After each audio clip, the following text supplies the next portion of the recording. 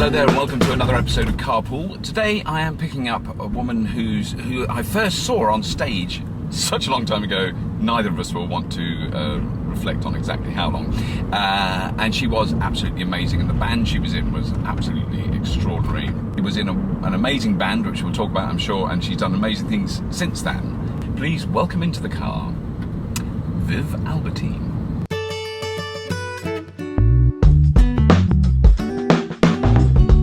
This is quite rumbly. This will be good.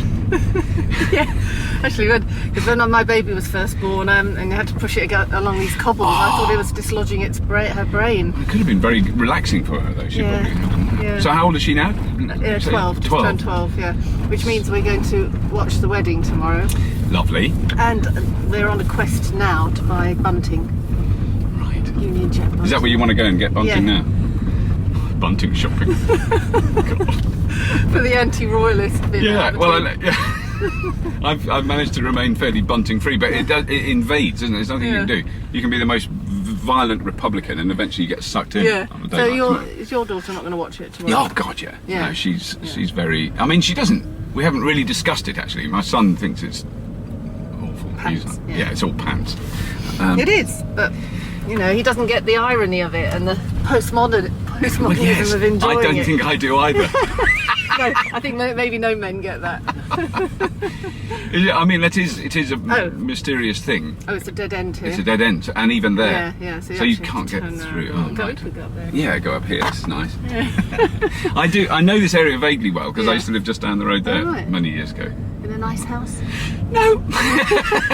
Can we get down that way? Yeah. Oh, no, and there's a little driving test at the end of it. Oh, yeah, to go through the little gap. Yeah. Right. I go like that. Yeah, big swing. Big swing. Big swing. No, I'm not going to get it right. I'm going to be so embarrassed. I'm going to bash a curb. Right. Ooh. Yeah. So we could go. I wouldn't. Oh, I did it. Oh, nearly. Damn. Massive masculine humiliation. Oh, right, would have been better. Would it? To Camden. Because this is where I used to live up here, so this is an automatic route. I will turn around.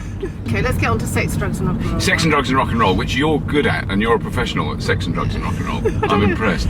I don't know, I'm not into rock and roll. Are you not? No. Wait, would you say you ever were? No. Right. No. Because, I mean, I'll tell you the one thing I am supremely ignorant of. Yeah. Is music. Yeah.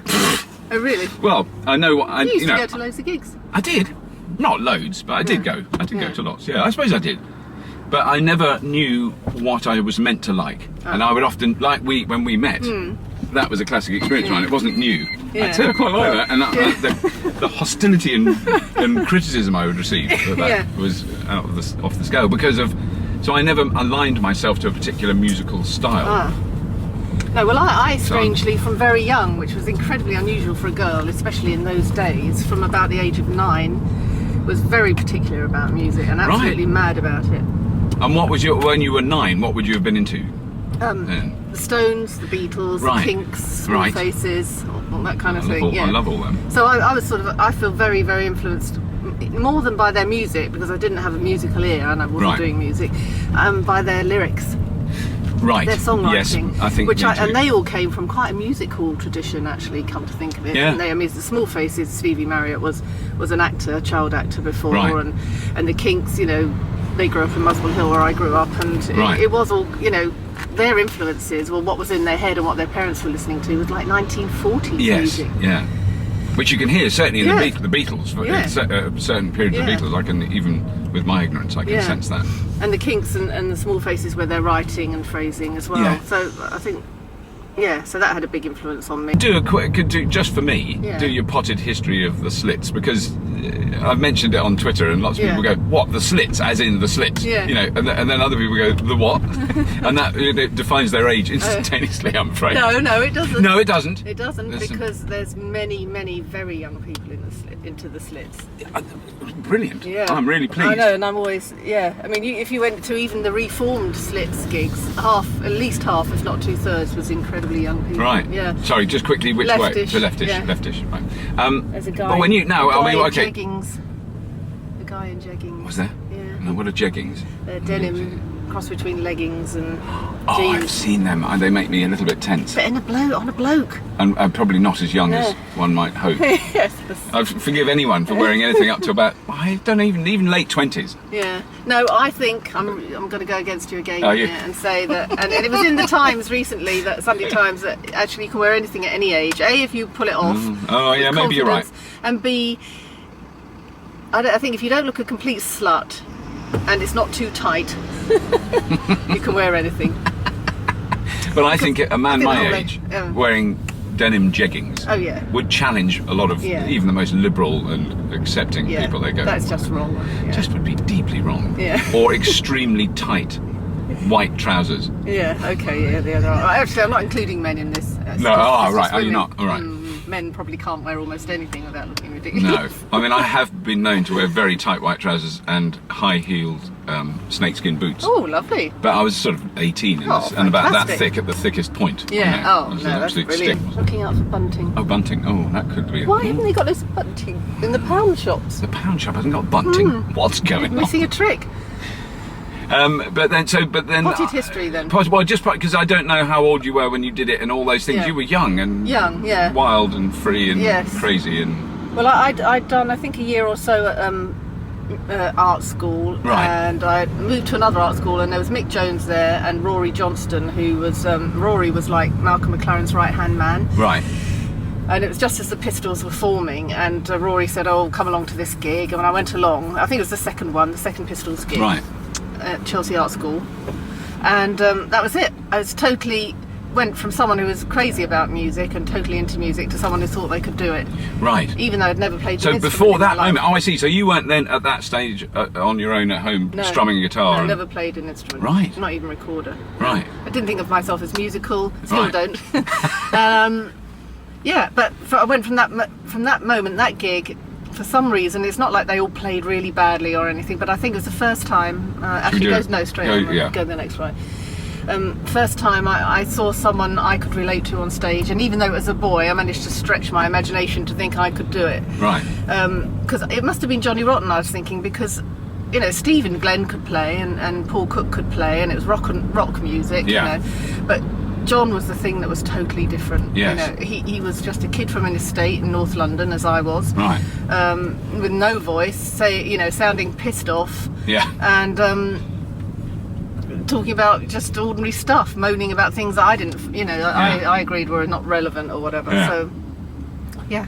So that was a little bit of a life-changing moment. It was a life-changing moment. Yeah. And I met Malcolm that day, and he was very charming, and blah de blah. And you were a teenager. Yeah.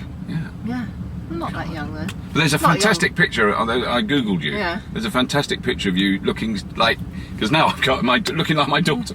You look like a kid walking along the street somewhere with Mick. There's three of you. Mick and Keith. Yeah. And they look like I imagined that they would look. Yeah. And you can sort of see it, but you look so sweet and innocent. I know. Going, hello. But actually, you could have taken a picture 10 minutes later, and I wouldn't have looked so sweet and innocent. Because I don't know if you saw the one when I was 17 with my striped tights. Yes. Yes, you don't look innocent. Exactly. No, you look like you're sitting in the Hard Rock Cafe, and older men would have a problem. Yeah. So that was me when I was 17. So. Right. Yeah, so anyway, hung out with Mick. He would never go to the Pistols concerts because they were rivals. Right. And he was forming his own band. He still hadn't formed the Clash then. So we were all at art school, and went along to the Roxy in Harlesden one night and saw the Slits. I just thought they were fantastic. Ah, I see. They'd already asked me to join, actually, and I didn't want to because I didn't want to be in an all-girl band. Right. Still looking for bunting. Still looking for bunting. So we're going straight on is right. I think we're on a bunting. Maybe the fancy dress shop might have it. All the Slits. They'd already asked me to join. It was Palmolive, Ari, Tessa, and Kate Chorus on guitar. Right. So there were four in the band. And they'd already asked me to join. I was like, no, it's naff. And anyway, you're young and silly, because Ari was only 14 and they all had blobs of paint on their faces, you know.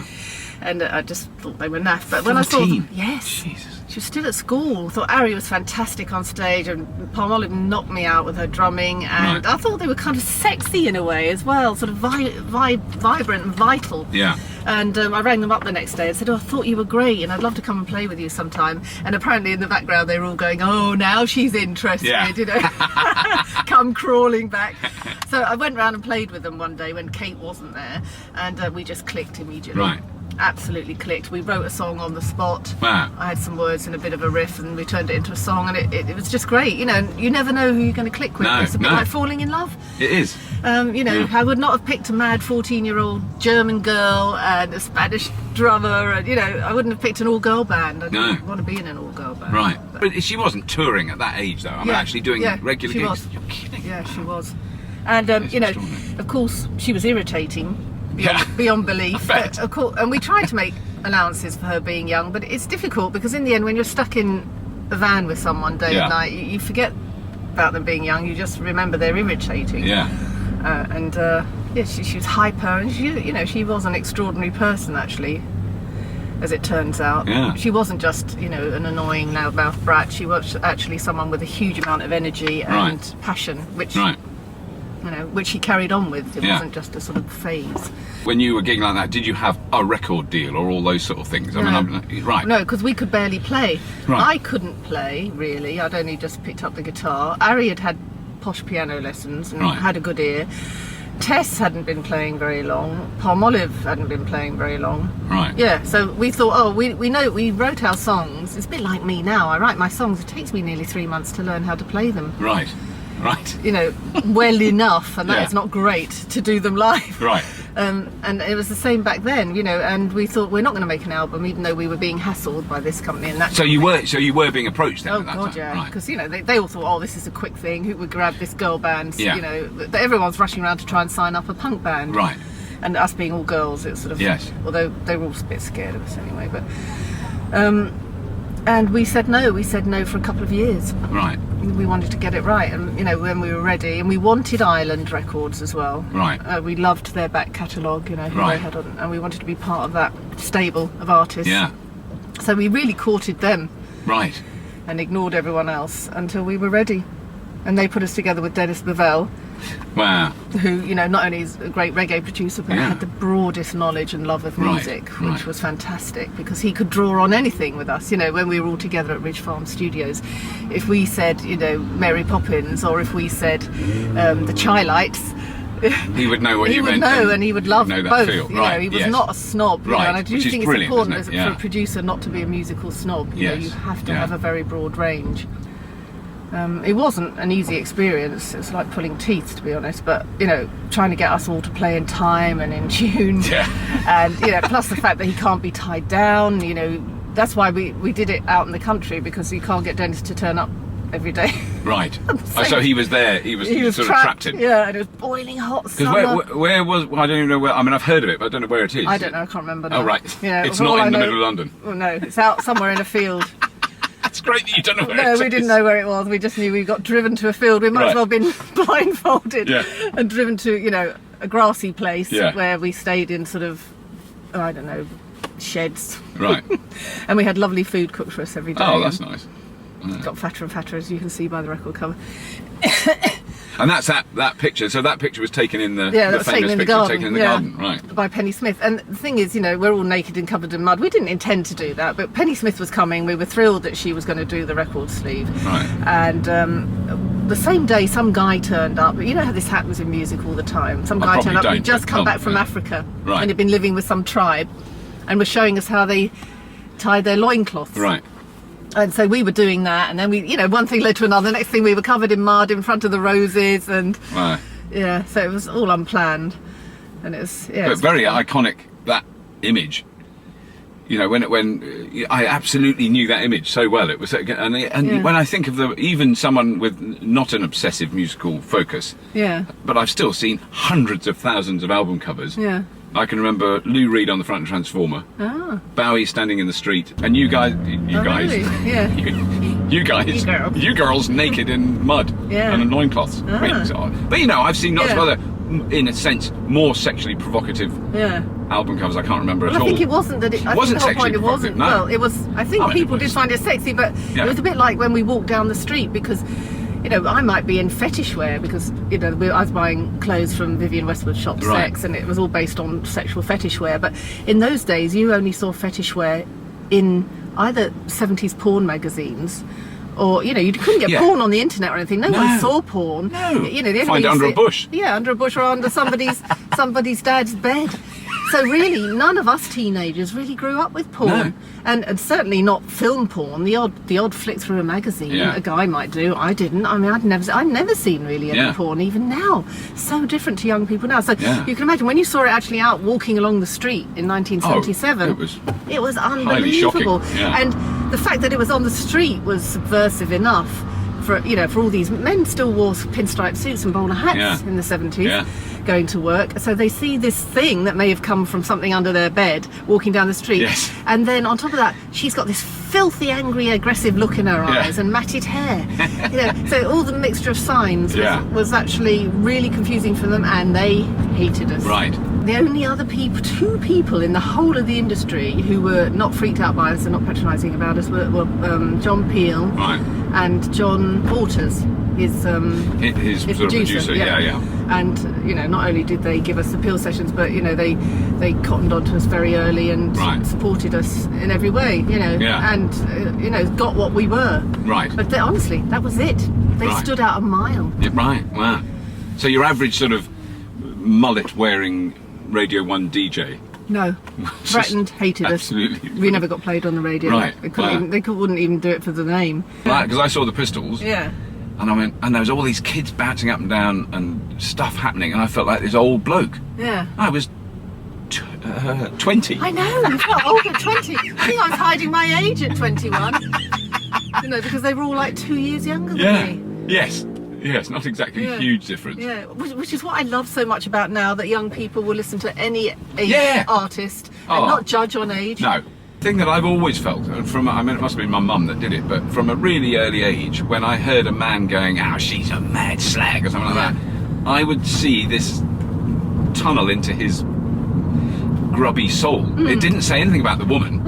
All I thought was, you pillock. How did your mum install that in you then? I don't know. I mean, not through conscious sort of, you know, feminist polemic. Because if I'd said, she was very hung up about sex, so if I'd said, you're a feminist, and she'd have gone, no, I'm not. You know, sort of, well, it's because of how feminists were portrayed back how then. it was portrayed, it's like, let's make it really ugly to be a feminist, so no one wants to be one. You know, let's say in the media they're all fat and ugly and hairy and stupid and mad, and then you know, none of our women will want to be one of them. And it still lingers on 30 years later, 40 years later. But then, I mean, the flip side of that is then, which I've done, I've completely blown it with my daughter by saying, you know, when she's talked about, I'm going to marry so-and-so, and I said, well, you know, you could get a job yourself and have your own career and not think about, you know, in the most, sort of plodding. You know, you don't have to marry someone to be happy, you know. Oh, God. And she, the thing is that they're so post. They go, she goes, I know that. Twat, you know. I know that. Actually, I just don't want to work. I don't want to work. As someone who didn't work for 10, 15 years, whilst I had my daughter and brought her up, it is like living in the 1950s. It is a pact with the devil. I know they won't believe me, and I went into it wholeheartedly and was pleased to stop. And so you were living with your partner who earned the money, he was earning the money, and I brought up my daughter, and I loved her to pieces, and I dedicated myself to it happily. But I tell you, it kills you, and whatever it takes, try and keep some part of you alive outside the home. Because in a way, I went so far under that the only way to almost escape it was to break it completely.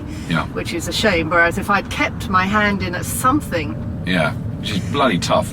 Well, it's particularly tough I was so in love with my little girl. I didn't want to be away from her for a second. Totally. In a way, you can kind of return to who you were, I think. Well, once you've got all the sort of. I mean, it's a difficult balance to not to return to who you were in terms of adolescence. I don't want to be a teenager. I may have done that. I may have overshot and gone back too far. So you're now an 18-year-old. You were right in that little box, in that box. For a moment. I've had that shouted at me a few times in the last year or so. Well, like an 18-year-old. Right. And I think inside, Good. Yes. I like that. No, that's not altogether bad. It depends. I think that's the unfair thing about girls. You can do that, and it's quite charming and lovely and good. Yeah. Whereas guys, whereas a 55-year-old behaving like an 18-year-old, if I wore a leather jacket with snot written on the back. Yeah. I'm not that sort of 18. No. I was a classy 18-year-old. You were always very classy. With your mud and your loincloth. Yeah. Classic. Brilliant fun. Good, Thank cool. you so Let much. me know. Very nice to see you. Enjoy the wedding. Thank you. Yeah, and you. And have good gigs. Thank you.